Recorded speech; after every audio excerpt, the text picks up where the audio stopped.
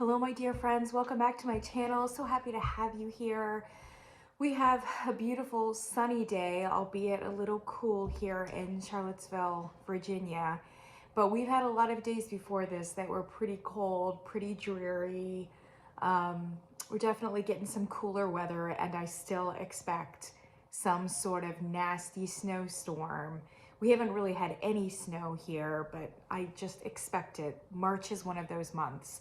So I have a candle today that is going to seem for many people a little out of season. I have today a review of Country Candle Christmas Time in the City. Looks like so. Obviously I've burned it a good portion of the way down. And I've been burning a lot of it this particular month, although I did burn some as well during like the holiday season and some in January. I've been doing most of the burns here in March. And I know for many of you, this is just gonna seem like we're going back too far. And I know the hype is real with all of the new spring lines that have come out, not only for Kringle, but for other companies as well.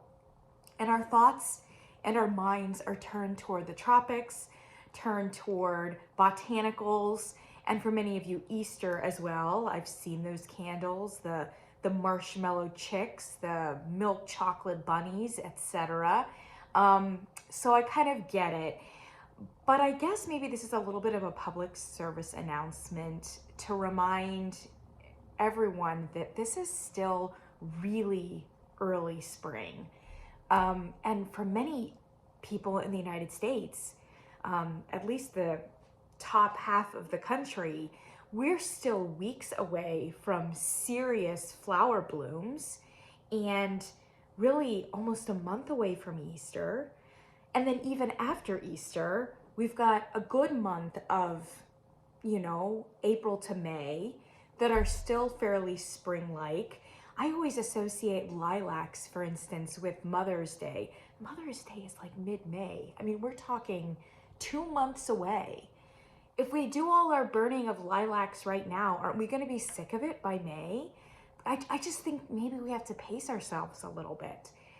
And also maybe just be present. Be present where we are, which is early March. Let's be present. Let's hold this space. March, they always say of March that it comes in like a lion and goes out like a lamb. March is always traditionally very blustery, very cold, etc. My birthday is in March, and I always lamented that because it did always seem as though at least 80% of the time my birthday was, and it's in late March, was very stormy and not particularly pleasant. So I really think that Christmas Time in the City is actually a really great candle to burn during March. And I did do a little mini review of this with a daylight, I think, when it originally came out. This is a holiday 2022, a brand new one for Kringle Country. So this is the old paraffin that are gonna slowly be phased out. So this is really a relatively brand new candle, and I really liked it in the mini. Anyway, I pulled up my notes on the computer for Christmas in the City, and I was reading it, reminding myself of my first impressions. And I got to a certain place where I said that it was more of a spring scent, and then I asked rhetorically, is it a March scent? I would burn this in March. And I had forgotten that I had even said that, but great minds think alike.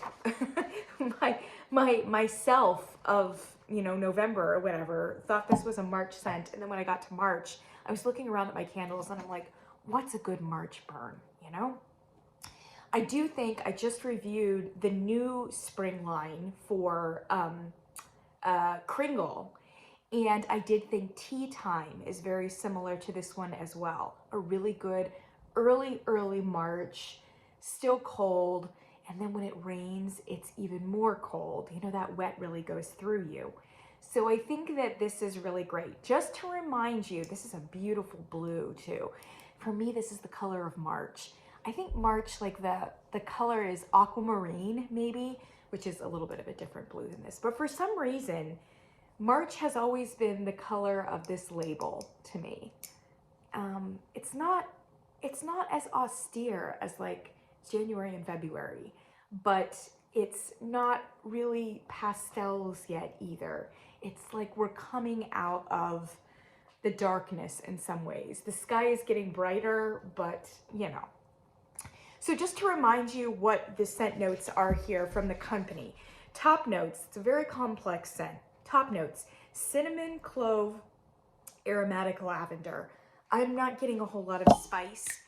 If it's there, it's just really kind of supporting cast underneath it and maybe giving it a little bit of a briskness and of a coolness, not a warmth necessarily. Mid notes, and I think this is what you're gonna smell a lot of: rhubarb, blackberry, dewberry, geranium, and nutmeg. And then your base, which you get a lot of as well, is cypress, fir balsam, labdanum, which is similar to amber, and cedarwood. You're getting a lot of cypress and fir balsam. So if we talk about our sound equalizer again, I would say that this is a mid to lower range candle. You've got the fir and you've got the cedarwood, and all of that is your base notes for sure. And they're very, very present. In equal measure, or maybe even a little bit more, maybe a 60-40, your 60% is that mid-range, and that's where all the fruits are. Primarily, and I thought this in November, it's a lot of rhubarb. It really is. I'd say rhubarb forward. And then the other berries are just kind of like softening it and making it a little bit more jammy, if you will. But I would say it's the rhubarb. It's a tart. It's very tart, which goes well with the crispness of the trees and the whole aesthetic here, which is cooler, right? Rhubarb it's not quite as warm, and I don't know, it has like edges to it, right? It's got like rough edges. It's sharp. It's sharp, and that's great for this candle. It's really, really complementing the tree well. I almost wonder if there's a little bit of, maybe not. I was gonna say citrus, but maybe not. If it's there, it's only just giving a little bit of like a punch. Again, everything about this candle is crisp. It's crisp. Now here's the thing. When I was smelling this in November, comparing it to all the other candles that were super cool, having to do with the holiday season, and then obviously tree, peppermint, etc., etc., this one seemed almost unforgivably spring-like. But now in the spring, when I smell it, comparing it to all the other spring offerings, this feels very cool, right? This feels more winter reminiscent, or at least a little, like I said, more austere, yeah? I think this is where it needs to be though, is very early spring. Gosh, I love it. It's piercing, it's complicated, it's just beautiful. It's beautiful. It's like things are starting to bloom. Things are starting to get a little bit fruity, at least conceptually in the imagination, but we're still kind of in that place where everything's a little bit cool. Everything's a little looking like this, if you know what I mean. And it's really nice to still have a little bit of fir balsam, but not have it lean so Christmassy, so holiday. As I was burning, oh, by the way, this burned fantastic. I mean, look at this. And I've burned it a lot. Very little sootiness. Look at that beautiful burn. Yeah. I mean, we've got a little bit of discoloration here, but really not bad at all. This is the paraffin. Now, obviously, if you had it in one of the large containers and you were burning it for that long, it would give you a little bit more time for it to soot.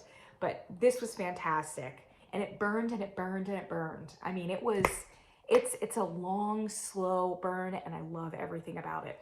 As I was burning it, I'm like, this candle is so complicated and complex, so layered, that there was a moment where I was like, while it is extremely unique, what does this candle remind me of?